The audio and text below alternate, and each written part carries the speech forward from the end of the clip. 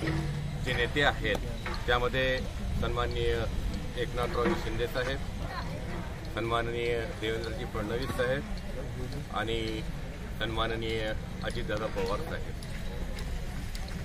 सन्माननीय एकनाथरावजी शिंदे साहेब, सन्माननीय देवेंद्र फडणवीस साहेब यांनी महाराष्ट्राचं नेतृत्व म्हणजे मुख्यमंत्रीपद त्या ठिकाणी यापूर्वी भोगलेलं आहे आणि म्हणून या महायुतीच्या नेत्यामध्ये अजितदादांना देखील त्या ठिकाणी सुरुवातीचे 2 वर्ष त्या ठिकाणी मुख्यमंत्रीपदाची त्या ठिकाणी संधी द्यावी अशा प्रकारची मागणी आमची त्या ठिकाणी आहे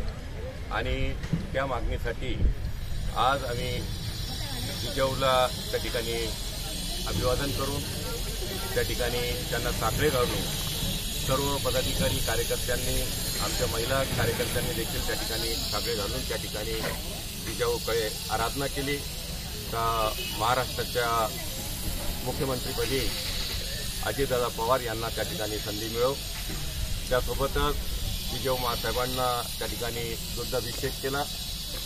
आणि ही मागणी आमची सातत्याने आम्ही त्या ठिकाणी रेटत आहोत। खरं म्हणजे अजितदादा पवार हे गेल्या अनेक वर्षापासून राजकीय सामाजिक क्षेत्रामध्ये त्या ठिकाणी कार्यरत आहेत। अनेक वेळा त्यांनी राज्याचं उपमुख्यमंत्रीपद त्या ठिकाणी भोगलेलं आहे आणि म्हणून त्यांनी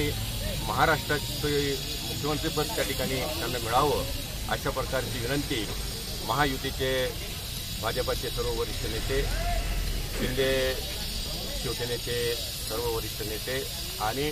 आदरणीय पंतप्रधान नरेंद्रजी मोदी साहेब, आदरणीय अमित शहा साहेब या सर्वांना आमची नम्र विनंती आहे का महाराष्ट्रात मुख्यमंत्रीपदी येथे सुरुवातीचे 2 वर्ष त्या ठिकाणी दादाला त्या ठिकाणी संधी द्यावी